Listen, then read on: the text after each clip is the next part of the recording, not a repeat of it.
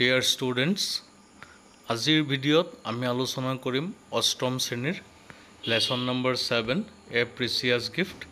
এই চেপ্টাৰটিৰ অসমীয়া অনুবাদ তোমালোকৰ আগত আগবঢ়োৱা হৈছে।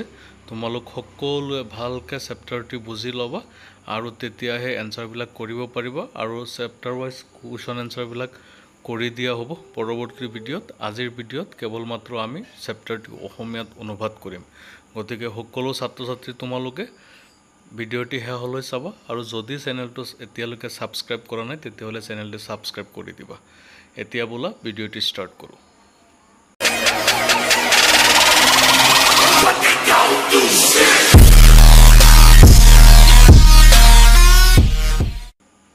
এ প্ৰিচিয়াছ গিফ্ট, এটি অমূল্য উপহাৰ।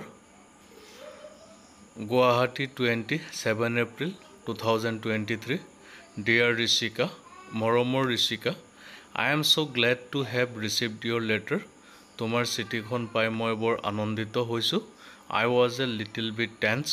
মই অলপ চিন্তিত আছিলোঁ। But your letter cheered me up as it always does. সদায়ৰ দৰে তোমাৰ চিঠিখনে মোক বহুত উৎফুল্লিত কৰিছে।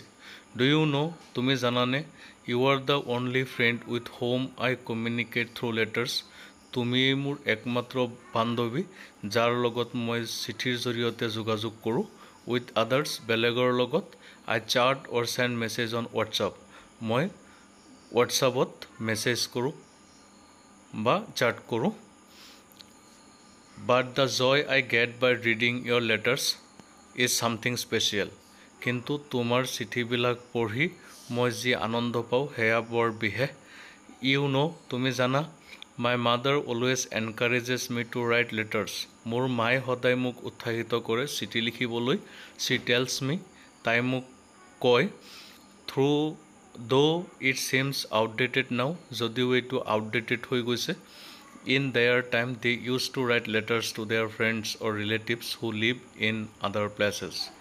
তেওঁলোকৰ সময়ত তেওঁলোকে চিঠিৰ জৰিয়তে বন্ধু বান্ধৱ বা আত্মীয় স্বজনৰ লগত যিসকল বেলেগ ঠাইত থাকে তেওঁলোকৰ লগত যোগাযোগ কৰিছিল। At first, প্ৰথমে I found it quite queer. প্ৰথমে মই এইটো বহুত আচহুৱা যেন অনুভৱ কৰিছিলোঁ। Queer means strange, আচহুৱা, অচিনাকি। But after I started writing, কিন্তু যেতিয়াৰ পৰা মই লিখা আৰম্ভ কৰিছোঁ, লিখাৰ পিছৰ পৰা to you, তোমালৈ, I could also feel the warmth and joy that writing a letter and receiving one could give. এখন চিঠি লিখিলে বা চিঠি এখন পালে ইয়াৰ যিটো আনন্দ ফূৰ্তি আছে সেইটো মই অনুভৱ কৰিব পাৰিছোঁ। Now, এতিয়া let me tell you why I was tense. এতিয়া মোক ক'বলৈ দিয়া মই কিয় চিন্তিত আছিলোঁ। Last week something happened that gave me a new realization. যোৱা সপ্তাহত এটা নতুন অভিজ্ঞতা বা অনুভৱ মই কৰিব পাৰিছোঁ। Today, আজি I want to share it with you. মই সেইটো তোমাৰ লগত শ্বেয়াৰ কৰিব ওলাইছোঁ। It was about 4:30 p.m. তেতিয়া প্ৰায় 4:30 বাজিছিল। I was taking some rest after coming back from school. স্কুলৰ পৰা আহি মই অলপ জিৰণি লৈ আছিলোঁ। Suddenly my mother came running. হঠাৎ মোৰ মায়ে দৌৰি আহিলে and told me আৰু কৈছিল যে in a shaky voice, কপা মাতেৰে that someone from the police station had called her. থানাৰ পৰা পুলিচ ষ্টেচনৰ পৰা কোনোবাই তাইক ফোন কৰিছে and informed her that, আৰু তেওঁক ইনফৰ্ম কৰিছে যে my father had an accident. মোৰ দেউতাৰ এটি এক্সিডেণ্ট হৈছে। He was admitted to a hospital. তেওঁ হস্পিটাল এখনত এডমিটেড হৈ আছিল। We all rushed to the hospital. আমি সকলোৱে বেগাবেগিকৈ হস্পিটাললৈ যাত্ৰা কৰিছিলোঁ। My uncle was also with us. আমাৰ আংকুলো আমাৰ লগত আছিল। The doctor told us that my father had lost so much blood. ডক্টৰে কৈছিল যে মোৰ দেউতাৰ বহুখিনি ৰক্তক্ষৰণ হৈছে। That he was in danger of losing his life. গতিকে জীৱন নাহৰ বিপদত আছে, জীৱন যাবও পাৰে। We all felt helpless. আমি সকলোৱে অসহায় হৈ পৰিছিলোঁ, অসহায় অনুভৱ কৰিছিলোঁ। The doctor said that, ডক্টৰে কৈছিল যে unless he was given blood, he would not survive. তেওঁক যদি তেজ দান কৰা নহয় তেতিয়াহ'লে তেওঁ জীয়াই নাথাকে। Luckily, my uncles and his best friend's blood group matched with my father's. সৌভাগ্যবশতঃ মোৰ আংকল আৰু তেওঁৰ এজন বেষ্ট ফ্ৰেণ্ডৰ ব্লাড গ্ৰুপ মোৰ দেউতাৰ লগত মেটচ কৰিছিল। They donated the required amount of blood. তেওঁলোকে প্ৰয়োজনীয় ৰক্তদান কৰিছিল and my father was saved আৰু মোৰ দেউতা ৰক্ষা পৰিছিল। বিফ'ৰ দিছ ইনচিডেণ্ট, এই ঘটনাটোৰ আগতে I had not realize that other people could also' save someone's life apart from the doctors. মই ভবাই নাছিলোঁ যে ডক্টৰৰ বাদেও বেলেগ মানুহে মানুহৰ জীৱন বচাব পাৰে। It was such a great realisation for me. সেয়া মোৰ কাৰণে এটি বৃহৎ ৰিয়েলাইজেশ্যন আছিল। Do you know' that this process of channelling blood from one person to another is called a transfusion of blood? তুমি জানানে যে এজন মানুহৰ পৰা আন এজন মানুহলৈ যি চেনেলিঙৰ জৰিয়তে ব্লাড প্ৰদান কৰা হয় তাক ট্ৰান্সফিউজন বুলি কোৱা হয়। Victims of accidents and patients who lose their blood due to any surgical procedure or other reasons are given such transfusion of blood.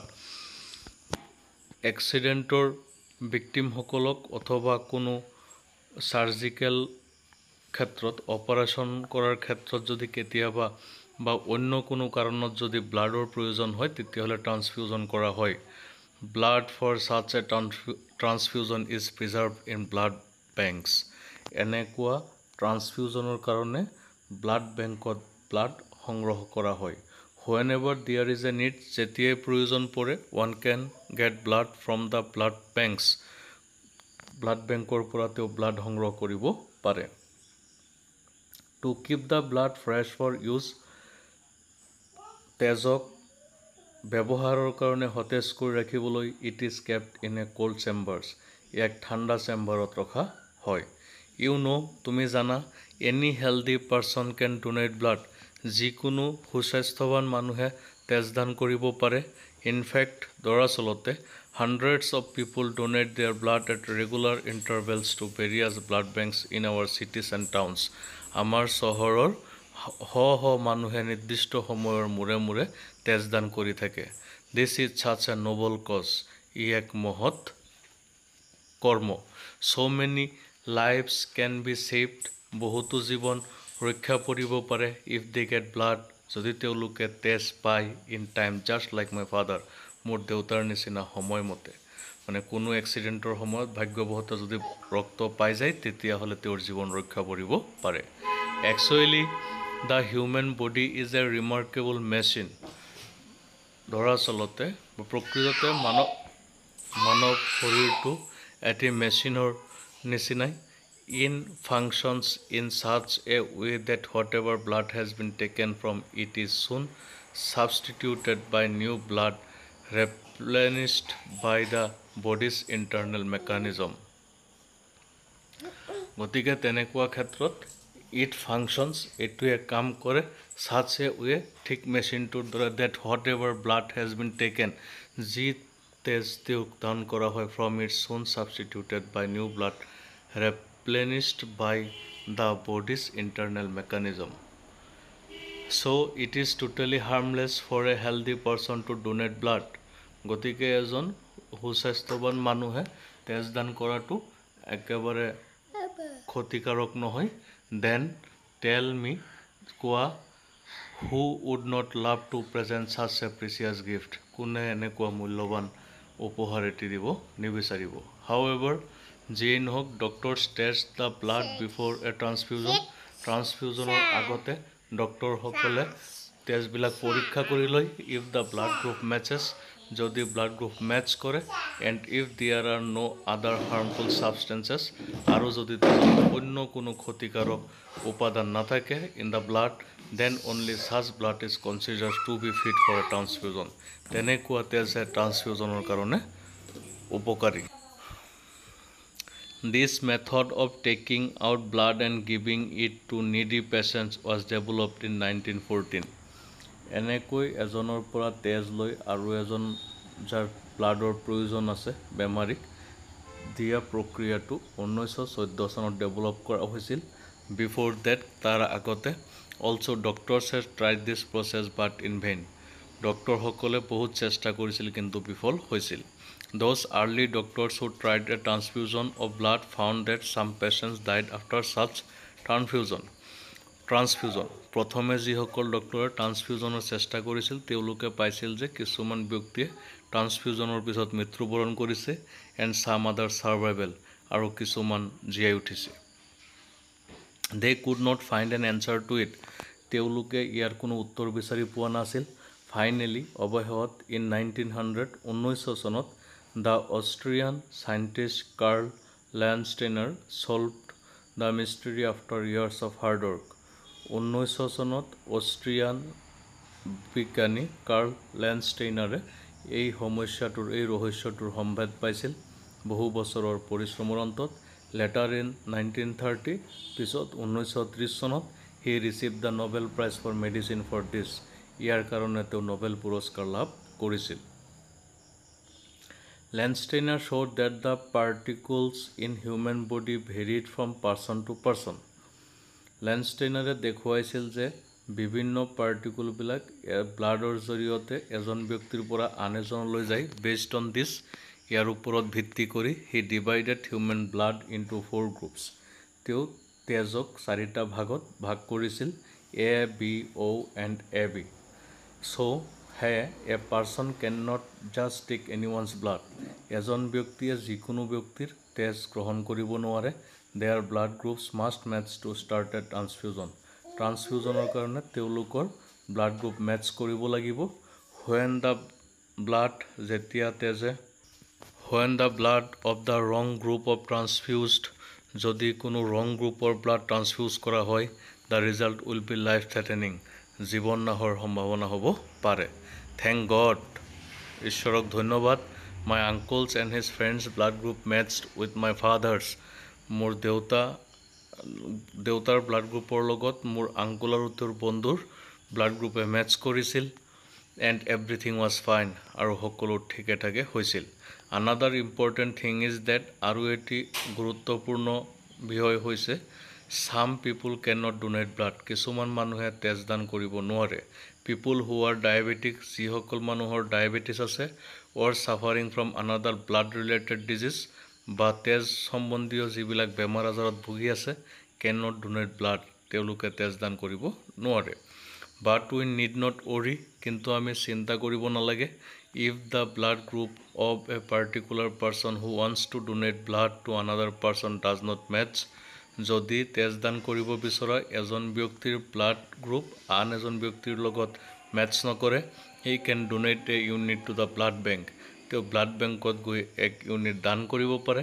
No' matter what his or her blood group is, তেওঁৰ blood group যিয়েই নহওক। The blood bank in return will arrange a matching unit available in the blood bank, blood বেংকে match কৰা 1 unit তেজ তেওঁক দিব পাৰিব to the needy patients, যিজন বেমাৰীৰ প্ৰয়োজন। So' it is very important that blood of all groups is available in blood banks, গতিকে ব্লাড বেংকত সকলো গ্ৰুপৰ ব্লাড থকাটো বৰ দৰকাৰ। আই হেভ অলছ' ডিচাইডেড, ময়ো সিদ্ধান্ত লৈছিলোঁ যে আই উইল ডোনেট ব্লাড, ময়ো তেজ দান কৰিম। When I become old enough to do so, যেতিয়া এইটো কৰাৰ মোৰ বয়স হ'ব। এনিৱে, যিয়েই নহওক, মাই ফাদাৰ ইজ ৰিকভাৰিং নাও, মোৰ দেউতা এতিয়া সুস্থ হৈ আছে। হোপ, আশা কৰিছোঁ, he will be all fine soon, তেওঁ সম্পূৰ্ণৰূপে সুস্থ হৈ উঠিব। This is all for today, আজিৰ কাৰণে ইমানখিনি। আই উইল বি ইগাৰলি ৱেইটিং ফৰ ইয়ৰ ৰিপ্লাই, তোমাৰ ৰিপ্লাইৰ কাৰণে মই অপেক্ষা কৰিম। Convey my regards to uncle and aunt, তোমাৰ মা দেউতাক মোৰ সন্মান জনাবা। And my love to your little brother, আৰু তোমাৰ ভাইটিক মোৰ মৰম জনাবা। ইয়ৰ লাভিং ফ্ৰেণ্ড নিশান্ত, তোমাৰ মৰমৰ বান্ধৱী নিশান্ত। এইখিনি হৈছে চেপ্টাৰৰ বিষয়ে, অসমীয়াত তোমালোকক কৈ দিয়া হৈছে। আৰু বাকী কুৱেশ্যন এনচাৰবিলাকৰ কাৰণে নেক্সট ভিডিঅ' 2 দিনতে লৈ আহিম, তোমালোকে তাৰ পৰা লিখি ল'ব পাৰিবা। আজিলৈ ইমানখিনি, ধন্যবাদ।